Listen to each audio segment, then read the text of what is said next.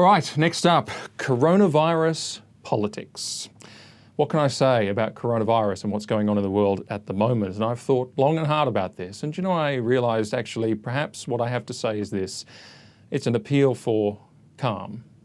Number one commandment in Scripture is fear not.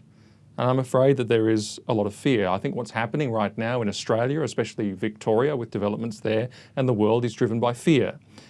And I think that the political response is also being governed by that fear that people have. Both of those things are not helping us. Victoria has the toughest lockdowns we've experienced in Australia at stage 4 in 31 local government areas in Melbourne. That's over 5 million people. There's 4 reasons to leave the house: necessary work and education, necessary goods and services, medical care and compassionate reasons, and exercise. But exercise is limited to 1 hour a day within 5 kilometres of your home. Shopping is limited to 1 person per household per day within 5 kilometres of home. A curfew applies, which is an astonishing thing to me, between 8 p.m. and 5 a.m. in a free country. And it's the usual stuff with businesses deemed non-essential, they're closed, and most who still have jobs are working from home. But basically, as a result of those measures, 500,000 workers have been stood down, with more to come. All this is done to save lives. But I genuinely do wonder, I really do, whether there's more harm than good being done, whether we're creating fear where we shouldn't be. And I thought about it long and hard, and bear with me while I explain. Firstly, it's important to realise that there's no cost-free approach to dealing with coronavirus. There are times in life, in this fallen world, when we encounter things that are going to hurt no matter what we do. All we can hope for is to act wisely and minimise the pain. And what that involves is weighing up the severity of the situation, weighing up the severe implications of the possible responses, and plotting a path between. And the severity and pain of the present crisis comes to us in several forms, and we're focusing on some and not others. Yes, there's illness. Of course that's severe, of course that's painful. Yes, there is the fact that some people will die from the illness. That is always tragic, okay? But then there's also other costs. Let's take the cost of isolation, which are hard to measure, but they are serious. For example, loneliness. It's exceedingly hard on people. For example, those who are struggling with mental health concerns, those who are recovering from addictions. Both groups stand to lose a very great deal. In fact, if you're recovering from an addiction and you're put into this kind of isolation, you're in big trouble. Big trouble. Phone calls to mental health services are through the roof. One can turn to economic matters, but recognising that when we say economic matters, we are actually talking about people and about lives. Look at what this is doing to small business people. Look at what this is doing to those without jobs. Bankruptcies, a horrifying impact on individuals and their entire families. Businesses sinking into voluntary administration, same story. But also the same for their staff, for their shareholders, for their clients, for their creditors. There's that ripple effect that works its way out into countless more people. Now, do these things take a toll on people in terms of, really harming their lives? Yes. Do they take a toll on people in terms of lives actually lost? Well, actually, yes, they do. Suicide rates in this country are already through the roof. And these are precisely the reasons why people commit suicide. Then there's future costs. The government had already racked up $250 billion in economic measures. Debt, inflation, interest rates, taxes, an intergenerational burden. I mean, all that stuff is now on the line. And there's a great flurry of people saying, debt doesn't matter, it's okay. Oh yeah, I was listening to one bloke and they said, it doesn't matter so long as we grow out of it. Well, we won't be growing so long as a coronavirus comes along again, will we? Or a GFC comes along, or we continue on this downward spiral. And what of the divided world that we're waking up to?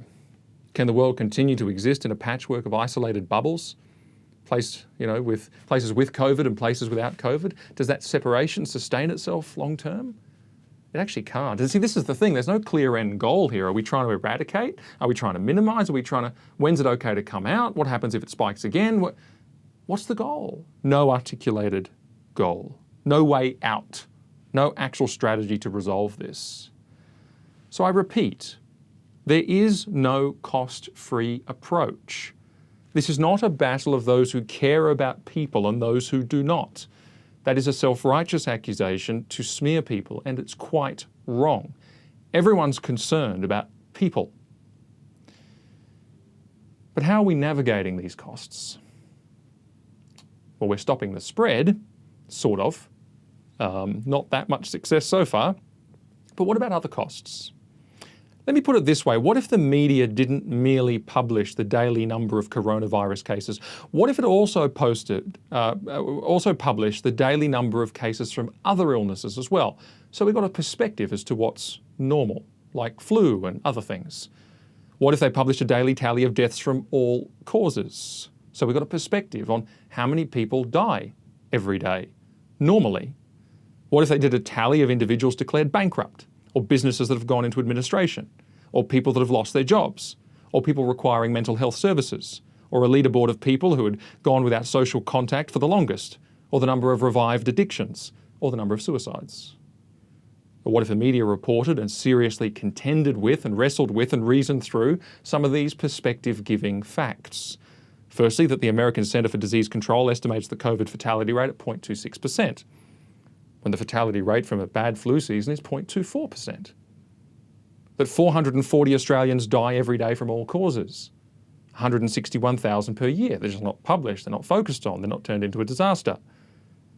In a population of over 25 million, there are currently 43 coronavirus cases classified as serious. 1% of cases become critical. The vast majority, close to 99% of cases, are mild. The fatality statistics, include those that died with COVID, and not just those that died of COVID. And there's an important difference. 85% of the small number of fatalities are in nursing homes. And that's not said to diminish the elderly at all. There are some that say, oh, well, it matters less. It doesn't matter any less. However, what it does tell us is where we should be focusing our energies if we really want to solve this. Is it not so that if we crack that code of protecting the elderly in nursing homes, well, the death rate reduces to a very, very small number indeed. Victoria actually had 400 more deaths than usual, than average, in the month of April. Very few of those were COVID deaths.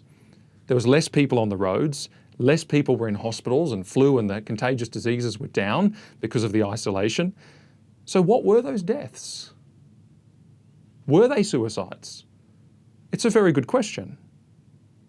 Well, what about this perspective-giving fact? Sweden. All we hear about Sweden is, oh, not Sweden. Sweden was a disaster. Sweden did a silly thing. Sweden got themselves into all kinds of trouble. The country that didn't lock down, the country that gave its citizens advice and then said, well, the only way through this is to just get through it and just be careful about yourselves. We're not going to impose any lockdowns, etc. But what was the scale of this so-called disaster, this nation that they've tried to turn into some kind of pariah? Do you know if you're a Swede? Now, by the way, the death rate is right down basically to nearly nothing. There will be more, but it's intermittent and the curve is all the way down. If you're a Swede, you had a 99.95% chance of surviving the pandemic. Going back to my point about focusing on the elderly, and I wish I had an under 70 or under 80 stat, but I've only got an under 60 stat. But listen to this. If you're under 60, a 99.998% chance of surviving. That's also a better result than some lockdown countries like Belgium, like the United Kingdom, like Spain, like Italy. So how effective are the lockdowns? So is this a state of disaster? Look, if all of this was reported, if all of these things, if the media focused on all the costs, if the media focused on all these perspective-giving statistics, do you know what? COVID-19 would fade into its context, and it would actually fade into the background. That's what I sincerely believe. If that happened, COVID-19 wouldn't look like a state of disaster where the government has the power to suspend or override any law and the police minister controls government operations. It's a crazy reaction. If that happened, we might actually care a little bit less about a relatively benign pandemic and more about people's daily needs and the full scale of costs that this is imposing on the society. Like I said, there's no cost-free way. You've got to pick your costs. All of them affect people's lives. You know, if that happened, we might actually see that this must surely be about the safest pandemic in history. And yet we're behaving like this is the Black Death. We're behaving like a quarter of the population are going to die, like we're in wartime, and the wartime metaphors continue to roll in like we're fighting for our lives. This is not a state of disaster. By making provision for the elderly and the frail, a country can see a near total survival rate, and that ought to be the focus. And by locking down in this way that we have, my fear is that we're destroying so much more than we're claiming to preserve. We're ruining so many more lives than we are claiming to save. And it made sense initially, totally into it initially, because we didn't know what we were facing, and all we had was Italy, which looked terrible. It made sense initially because some countries had a chance at early eradication, like New Zealand. But gosh, things have changed. And the question arises, well, why is it happening? Why is this the case? Why are we destroying ourselves willingly and crying out, make us safe, do anything, do what it takes, no matter the destruction? Well, it might not be the sensible response, but I can tell you it surely is the political response. And it's the political response because people are scared. Mind you, I'm not surprised that they're scared with, as I said, the media coverage and the pro-lockdown media saying, well, if you're not pro-lockdown then to the maximum degree, then you hate grandma. And I saw a headline in a major newspaper the other day that literally said, be afraid. Be afraid. It's astonishing. And that's the case right across the West. And so the politician who is, quote unquote, saving lives and being tough on the virus and leading the way in COVID safety is the politician who rides high in the polls, gets a huge boost and wins the day. That's the politician who deals with an outbreak. That's the politician who deals with the virus and is applauded by everybody, who says, make us safe, whatever the cost, not knowing what they're saying. But the politician who has to handle an outbreak, the politician whose country looks chaotic, like, say, Donald Trump, or like, say, the costs politically that Daniel Andrews has had to go through. The politician that lets the virus out of the bag, they are blamed and they are held to total accountability. And politicians, therefore, unsurprisingly, because they're politicians, behave politically. They don't behave especially rationally. Do you know the most prevalent command in all of the Bible, as we know, is fear not. And you know, if people are this scared of the virus, we're not doing very well on that front. And I do wonder what it says about us as a people. But there is no reason to fear, not just for spiritual reasons, and I'm glad that I've got those as well. God is in control. My life is in His hands. But, you know, there's practical reasons not to fear as well. And I think we just need to get that perspective. And I think when we have that perspective, this virus fades into a context, a much broader context, and it doesn't look scary at all. Now, before I go, I want to say two things. The first one is that I'm not advocating for disobedience to the government rules. That's a different issue. I think Christians need to be very, very careful about that sort of thing, and I might deal with it in a separate topic. Secondly, I am not saying that this is a conspiracy. I don't believe that. I think it's real. But I do think that the response is politically driven, more so in America, by the way, because of the election. And I actually think that is affecting the way that this virus is being dealt with and the fear that's being stoked around it. So I think America's got a particular problem, but we do have a political problem in Australia as well with the handling of the virus. And that said, that wraps up my thoughts on coronavirus politics. Thank you for watching. Please like and subscribe by hitting the icons below, and make sure you hit the grey bell as well so you get notified when there's a new video. And if you want to watch more, you can click on the links right about here. Thank you.